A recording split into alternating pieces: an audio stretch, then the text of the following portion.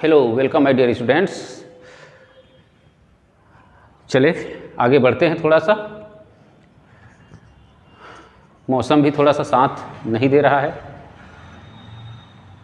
मौसम मौसमी नहीं है, मैं उस भाषा में कहूँ तो बारिश का मौसम है, लेकिन उमस है, गर्मी है। आज काम करते हैं। चलिए, पिछला जो काम किए थे उससे आगे बढ़ते हुए, पिछला जो काम किए थे हम लोग क्या विभव की गणना किए थे। विभव क्या है उसको पहचाने थे, विभवांतर क्या है उसको जाने थे, मात्रक जाने थे, इकाई मात्रक जाने थे, विमी सूत्र जाने थे, उसका स्केलर है, वेक्टर है, उसको भी जाने थे। अब हम क्या करेंगे, सिमिलर इसमें एक स्टेप आगे बढ़ेंगे। एक बिंदु आवेश दिया रहेगा, उसके कारण किसी बिंदु पर विभव की गणना करेंगे। याद कीजिए, पिछले चैप्टर में हमने किया था क्या, बिंदु आवेश के कारण किसी बिंदु पर तीव्रता की गणना किए थे, इंटेंसिटी की गणना किए थे। यहाँ पर पोटेंशियल की गणना करनी है। सिमिलर लगभग चलेगा। वो किसकी माप थी, ये किसकी माप है, ये भी देख ले। वो किसका माप था, बल का माप, बल की माप थी। ये कार्य का माप है। ठीक है, तो यहाँ कार्य की गणना करेंगे। लास्ट चैप्टर में हमने लिए, लास्ट चैप्टर तो नहीं बोलूँगा, लास्ट वीडियो में मैंने बताया भी था विभव किसकी माप है, कार्य की माप है। तो चलिए मैं हेडिंग डाल देता हूँ, काम आगे करते हैं, बढ़ाते हैं इसमें। विभव का बिंदु आवेश के कारण किसी बिंदु पर विभव। चलिए हेडिंग डाल देता हूँ, फिर काम करते हैं इस पर। चलिए देखें आगे इसमें, बिंदु आवेश के कारण किसी बिंदु पर विभव। तो हमको क्या लेना पड़ेगा, पहले ऑब्जेक्ट बिंदु आवेश, उसके कारण किसी बिंदु पर एक निश्चित डिस्टेंस पर एक बिंदु लेंगे, उसके कारण वहाँ पर विभव की गणना करनी है। उसके लिए हमको क्या करना है, विभव किसकी माप है, कार्य की, तो कार्य करना है। तो उस कार्य के लिए हमको काम करना होगा। कार्य के लिए क्या चाहिए, बल चाहिए, विस्थापन चाहिए। देखते हैं क्या क्या होता है आगे आगे। ठीक है, बड़ा सिंपल सा है। इसके बाद इसका उपयोग करके आगे काम करेंगे। बिल्कुल सिमिलर, कड़ी टू कड़ी जुड़ा हो रहता है ये फिजिक्स। बिल्कुल ऐसा नहीं कि मैं एक टॉपिक छोड़कर अगला टॉपिक बता दूं तो आपको बिल्कुल क्लियर नहीं होगा। बिल्कुल लाइन से मान के जुड़ा रहता है, एक एक बिल्कुल ऐसे कड़ी फंसे रहते हैं इसमें। ठीक है, जैसे हमारे घरों का संकल्प फंसा रहता है ना, बिल्कुल एक एक कड़ी ऐसे फंसे रहते, तब तो एक बड़ा सा क्या बनता है, इस तरह से फंसे रहते। देखना आप लोग, हमारे घरों का संकल्प ऐसा फंसे रहते हैं, तब तो हमारे घर की सुरक्षा होती है। एक कड़ी क्या सुरक्षित करेगा हमारे घर को, मतलब ये पूरा संकल्प मिलकर एक सिस्टम बनाता है और हमारे घर को सुरक्षित करता है। वैसे ही हम यहाँ पर छोटे छोटे कड़ियों को जोड़ेंगे और हमारे फिक्स रूपी सिस्टम को हम क्या करेंगे, सुरक्षित करेंगे, सिस्टम बनाएंगे। ठीक है, तो एक बिंदु आवेश लेता हूँ मैं। चलिए बिंदु ओ पर, ये बिंदु आवेश लिया प्लस क्यू, बिंदु ओ पर ये देखिए, ये बिंदु आवेश प्लस क्यू हम लेते हैं किसी बिंदु ओ पर। ठीक है, बिंदु ओ पर लिए, इस स्थान का नाम दे दिए।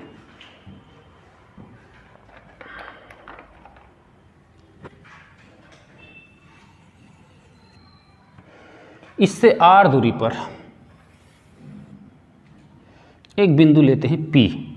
ठीक है, एक बिंदु हमने क्या लिया, P लिए। डिस्टेंस कितना, R।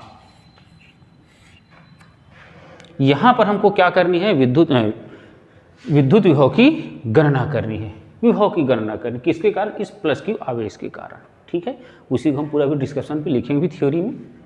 अब बात आती है, उसके लिए हमको क्या करना पड़ेगा, तो इस बिंदु से आगे थोड़ा सा इसी क्षेत्र में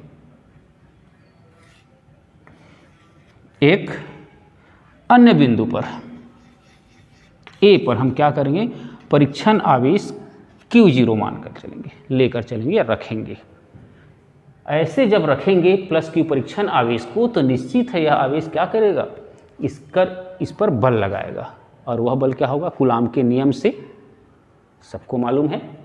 और उस बल के विरुद्ध हम काम करते हुए, चलिए यहाँ पर एक बल लगाएगा, उस बल के विरुद्ध हम काम करते हुए इस परीक्षण आवेश को क्या करेंगे, यहाँ से यहाँ तक अल्प डिस्टेंस में लाने का प्रयास करेंगे या लाएंगे। ठीक है, यहाँ तक ला दिया मैंने, चलिए यहाँ तक लाने का प्रयास किया, बी पॉइंट तक लाने का प्रयास किया। और यह परीक्षण आवेश जो ए बिंदु है, इस विद्युत क्षेत्र में कहाँ पर, कितने दूर पर रखा हुआ है, सपोज दैट x दूरी पर रखा हुआ है। और हम इसको ट्रांसफरेंट कर रहे हैं कितना दूर तक, dx दूरी तक ट्रांसफर कर रहे हैं, dx बिल्कुल यहाँ से यहाँ तक इसको लाते हैं। ठीक है, अल्प कार्य होगा, हमको कहाँ तक लाना है, यहाँ तक लाना है। कहाँ से लाना है, ए से नहीं लाना है। हमारे विभव का डेफिनेशन क्या है, अनंत से लाना है इस आवेश को। तो भाई स्वाभाविक है, कई बार मैंने उल्लेख किया है, कार्य की जब काउंटिंग करते हैं, याद कीजिए, जब कक्षा 11वीं में बात उसको छेड़ना नहीं चाहता, लेकिन फिर भी बात आती है तो बताना पड़ता है। कक्षा 11 में हमने गुरुत्वीय विभव की गणना किया, उस समय आपने क्या एकांक द्रव्यमान की वस्तु कहाँ से लाए थे, अनंत से लाए थे, गुरुत्वीय क्षेत्र में लाए थे। तो यहाँ पर क्या कर रहे हैं, एकांक धन आवेश को हम अनंत से यहाँ ला रहे हैं, बिंदु P तक ला रहे हैं, क्योंकि यहाँ पर काउंटिंग करनी है। अब ऐसा करने के लिए क्या चाहिए, बल और विस्थापन। तो बल तो हमको पता चला F, तो बल कितना होगा वो भी हमको काउंट करना है। ये हो गया हमारा पूरा पूरा क्या डायग्राम, जिस सिस्टम को जिसको सोचकर हमने डायग्राम बनाया है उसको एक कहा जाए पैराग्राफ वाइज। आपकी सुविधा के लिए लिख देता हूँ मैं, वैसे बोल तो दिया है मैंने, फिर भी आपकी सुविधा के लिए मैं बार बार लिखता हूँ। क्यों, क्योंकि मैं यदि 10 बात आपको लिख कर समझाऊंगा, आपके दिमाग में निश्चित है उसमें से 8-9 बातें तो बैठेंगी दिमाग में, और जब 8-9 बातें दिमाग में बैठेंगी तो निश्चित है आप पेपर हॉल में जाकर 6-7 बातों को तो अच्छे से लिखेंगे। यदि मैं पहले से ही कम कर दिया, सिस्टम को मैं ही पहले से कम कर दिया, तो फिर आप कम करेंगे, फिर आप वहाँ कम करेंगे, तो कम होते होते बहुत कम हो जाएगा, फिर आप ही को दिक्कत होगी। इसलिए मैं पूरे सिस्टम को अच्छे से लिखता हूँ ताकि आप अच्छे से क्लियरेंस हो जाएं, और जब समझ जाएंगे तो समझाने में मज़ा आता है। जब आप समझ जाएंगे तो आपको पेपर में लिखने में मज़ा आएगा, और ज़्यादा लिखेंगे, अच्छे से लिखेंगे। ठीक है, तो चलिए पूरा डिस्क्रिप्शन लिख देता हूँ जो सोचकर हमने डायग्राम प्रोवाइड किया है। चलिए हो गया। इसमें देखिए मैंने डिस्क्रिप्शन लिखा, पहला क्या दिया है, क्या करना है, उसके लिए हमने क्या किया और उस पर हमको क्या मिला, ये चीज़ें आ गई। अब इस परीक्षण आवेश को विद्युत बल के विरुद्ध हम क्या करेंगे, ए से बी तक लाएंगे, और उसको यहाँ तक लाने में संपादित कार्य की गणना करें, अल्प कार्य की। तो मैं क्या लिखूंगा, Q0 आवेश को विद्युत बल के विरुद्ध या विपरीत ए से बी तक कितना, और अल्प विस्थापन dx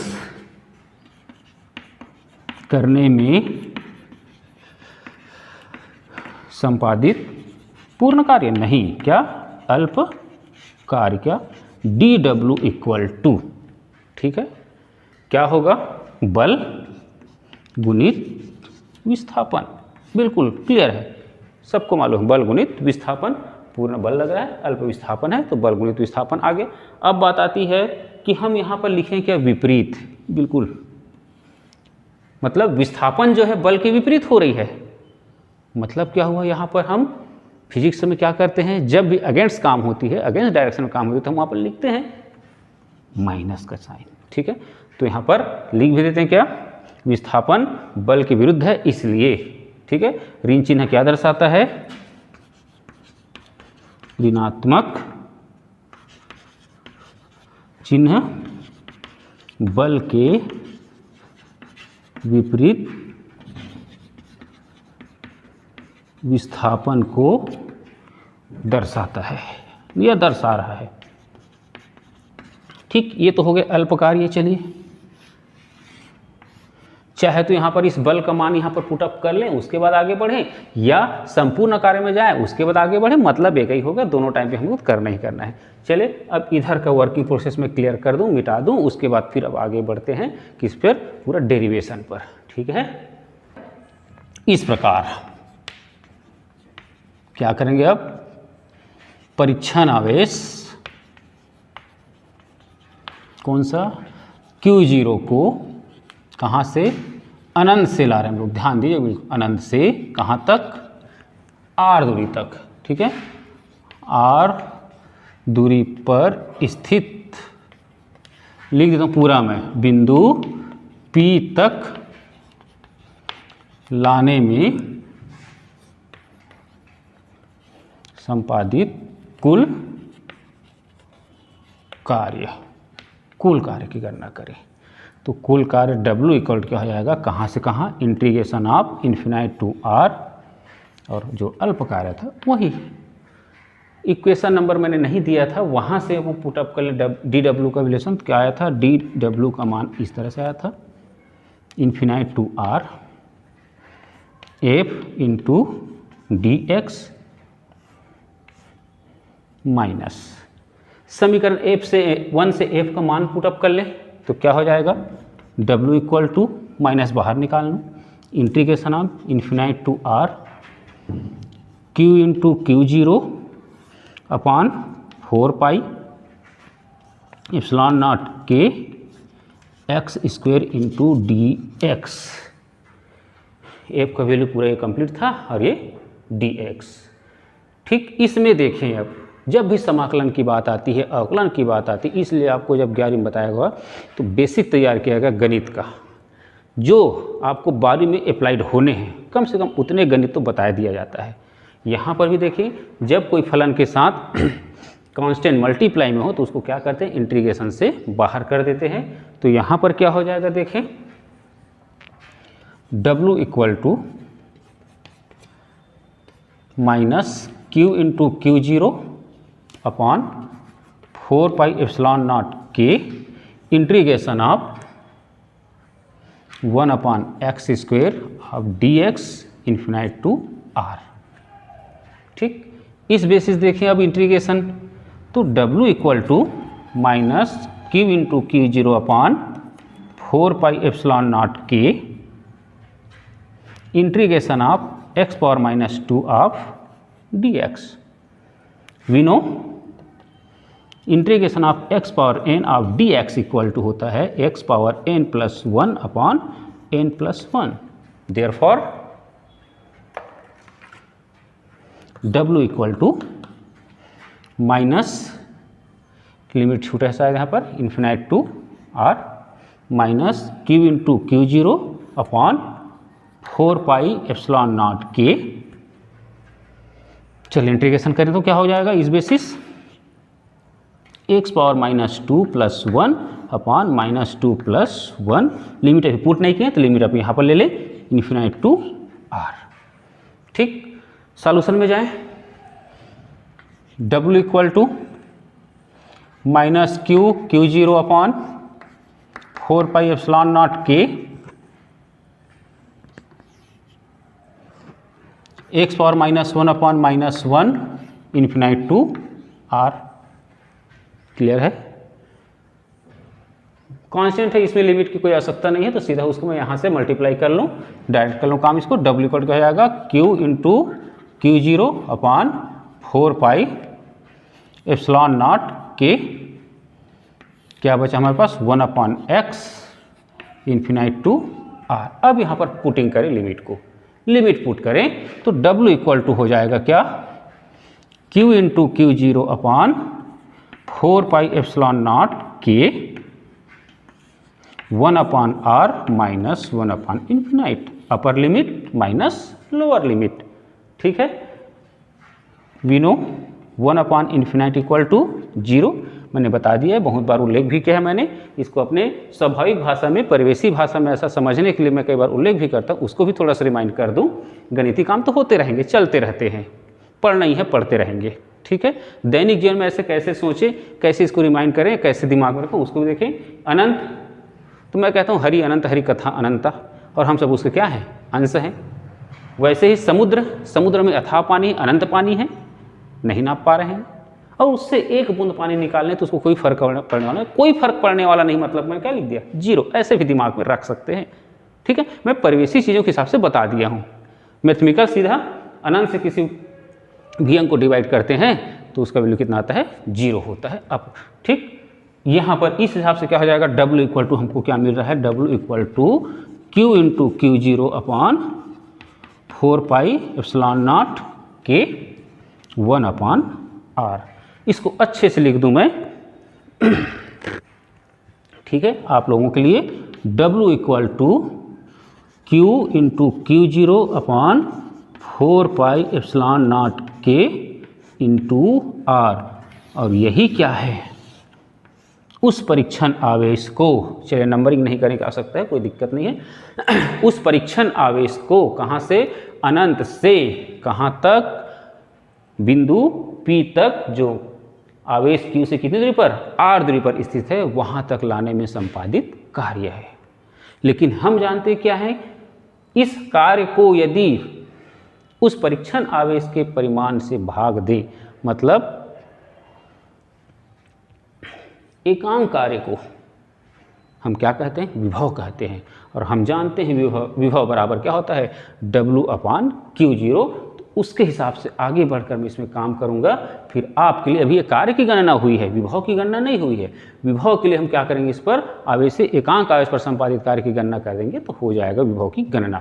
चले, तो यहाँ पर एक स्टेप को मैं यहाँ पर क्लियर कर दूँ, उसके बाद फिर लगभग हो जाना चाहिए। ठीक है। वी नो बिंदु P पर विभव, बिंदु P पर विभव, हम P पर किसको लाना चाह रहे हैं, Q0 आवेश को लाना चाह रहे हैं।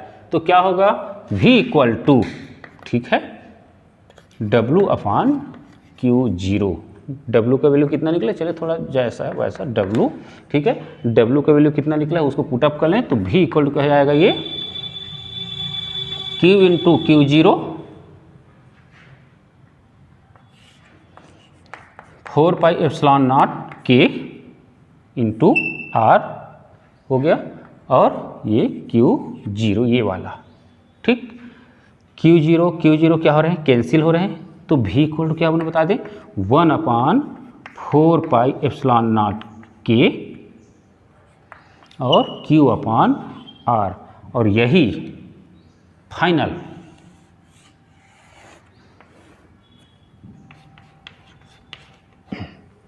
यही जो है बिंदु आवेश Q के कारण R दूरी पर स्थित किसी बिंदु पर विद्युत विभव का क्या है, व्यंजक है। ठीक है। हमने उस आवेश को कहाँ रखा है, 2-3 पॉइंट सपोज दैट में चल लेते हैं थोड़ा सा। हमने उस बिंदु आवेश को कहाँ रखा है, K परिवर्तन के माध्यम पर रखा है। यदि हम उस आवेश को कहाँ रख दें, वायु निर्वात में रख दें, तो क्या हो जाएगा, K = क्या होता है, वायु निर्वात का प्रधान कितना होता है, 1 रख देंगे। वहीं पर मैं लिख दूं, इसमें पॉइंट डाल दूं, यदि माध्यम क्या हो, वायु या निर्वात हो, उस पोजीशन में क्या हो जाएगा, V = चले देखें सीधा, V = 1/4πε0, K = 1 पुटअप कर दिया, Q/R ये हो जाएगा ओल्ट, जहाँ K = कितना, 1। सेकंड पोजीशन में लेकर चलो, सेकंड में बात करें। R डिस्टेंस काउंटेबल डिस्टेंस था, इसी को मैं सोचूं यदि वह विभव अनंत पर कितना होगा, अनंत पर विभव की गणना क्या होगी। तो अनंत पर विभव के लिए देखिए, हमको अनंत पर गणना करनी है, तो R क्या चीज़ है, उस आवेश से उस बिंदु विशेष की दूरी है। मैं अनंत पर गणना करना चाह रहा हूँ, तो R का मान क्या रख दूंगा, अनंत रख दूंगा। तो क्या हो जाएगा, अनंत पर विभव।